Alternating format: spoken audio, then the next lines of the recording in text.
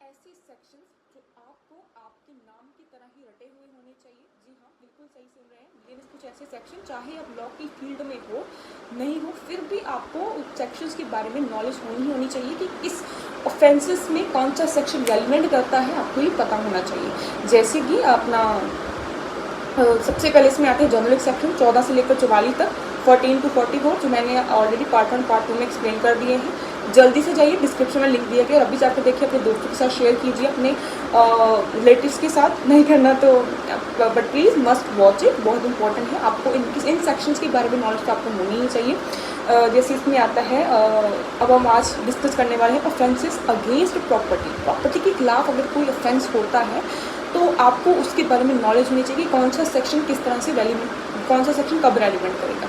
जैसे कि इसमें सबसे पहला सेक्शन आता है चोरी, थेफ्ट। 303 सेक्शन है, 303 थेफ्ट, 303 धारा BNS की, भारतीय न्याय संहिता की धारा 303, जो कि क्या है, चोरी। इसके की एलिमेंट्स है movable property, intention, take away, possession, to own possession. ठीक है, जैसे कि किसी की चल संपत्ति मूवेबल प्रॉपर्टी को इंटेंशनली उसकी पोजेशन से उसकी मर्जी के बिना, या उसको बताए बिना, मर्जी के बिना सॉरी आएगा, उसको बताए बिना उसको हटा लेना क्या कहलाएगा, चोरी कहलाया जाएगा। ठीक है, इसके ये की एलिमेंट्स है।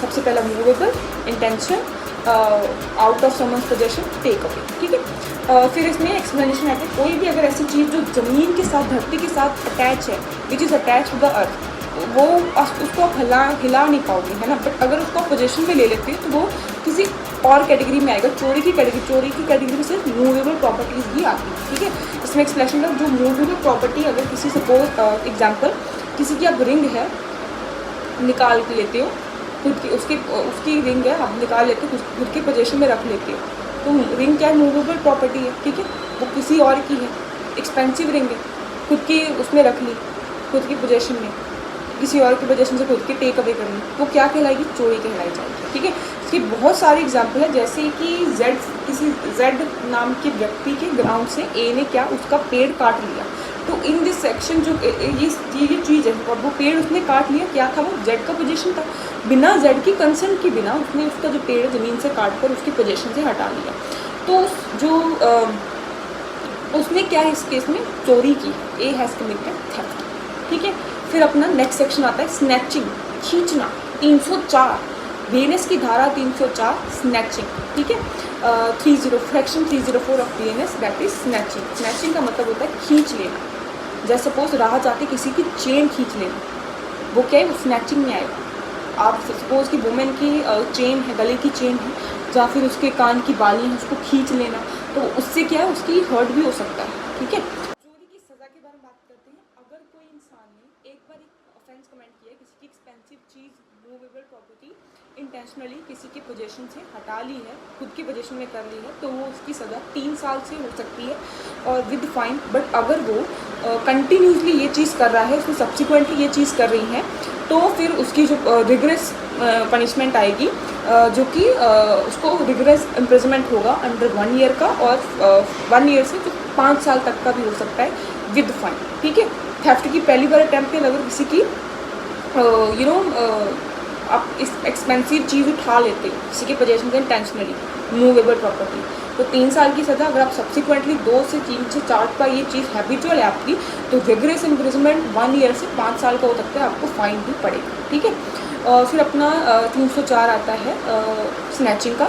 सपोज अगर आप किसी की चेन खींच लेते हो, कान की बालियाँ खींच लेते हो, तो वो जो चेन आप खींचते हो, तो कभी कभार जो क्या होता है, पर्सन को नुकसान भी पहुँचता है। जैसे कि अगर मैं एग्जाम्पल के तौर पर बात करूँ, तो हमारा जो पिंड का ये वारदात हुई है, जो वहाँ पर जो एक आंटी, बहुत बुजुर्ग आंटी है, तो वो अपने घर के बाहर ही खड़ी थी।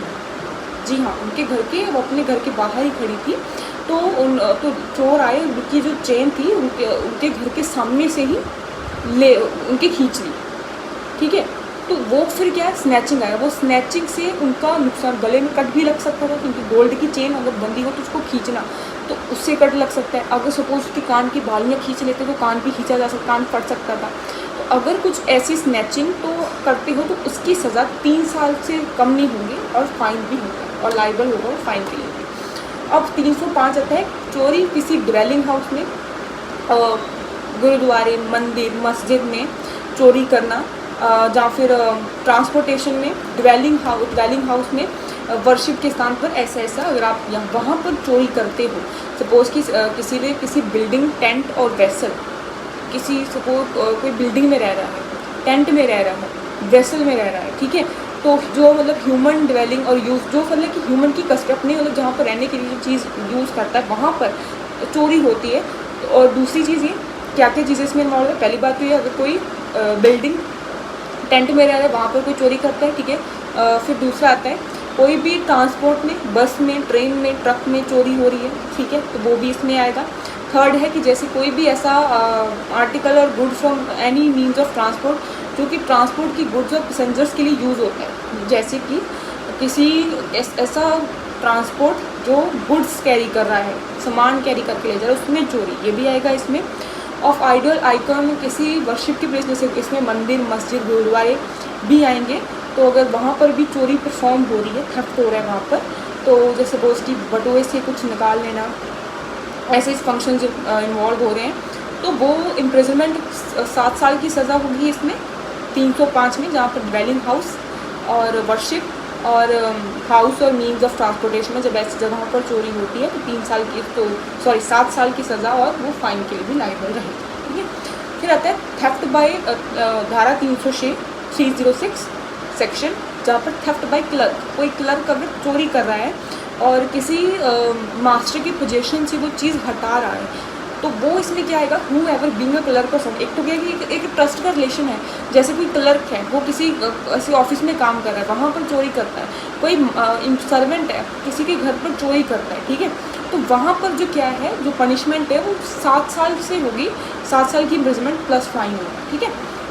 क्योंकि ये यहाँ पर सज़ा इसलिए बड़ी क्योंकि वो ट्रस्ट का रिलेशन, आप एक तो ब्रीच ऑफ ट्रस्ट भी करते हो, ठीक है। फिर आता है अपना थेफ्ट आफ्टर प्रिपरेशन, जैसे कि कुछ कॉजिंग, अगर थेफ्ट के साथ साथ आप डेथ की प्रिपरेशन भी कर रहे हो, जहाँ हर्ट पहुँचाने की कर रहे हो, मतलब कि जैसे सपोज कि थेफ्ट कर रहे हो आप, चोरी कर रहे हो और चोरी करते सपोज आप पकड़े गए, घर में ऐसा होता है कि चोर गुस्सा आए, है ना, अगर सपोज किसी ने पकड़ लिया तो चोरी के डर से उसकी डेथ कर देनी, कि वो पकड़े जाने से डर से उसकी डेथ कर देनी, जब उसको हर्ट पहुँचा देना, ठीक है। जब आप चोरी कर रहे हो, जब सपोज आप नहीं, कोई पर्सन है, मैं कब से आपको आप ही कह रही हूँ जैसे आप ही क्राइम कर रहे हो जाते, सपोज कोई पर्सन है वो किसी के घर में चोरी कर रहा है, ठीक है, अगर वो चोरी करते हुए सपोज के घर के मेंबर्स ने उनको देख लिया, ठीक है, तो वहाँ पर वो खुद को बचाने के लिए क्या है, वो एक कॉजिंग हर्ट और डेथ का परफॉर्म करता है, तो वहाँ पर चोरी के साथ साथ उसकी डेथ की सज़ा या हर्ट की सज़ा भी दोनों मिलाकर 10 साल की सज़ा होगी और वो फाइन के लिए भी लायबल रहेगा, ठीक है।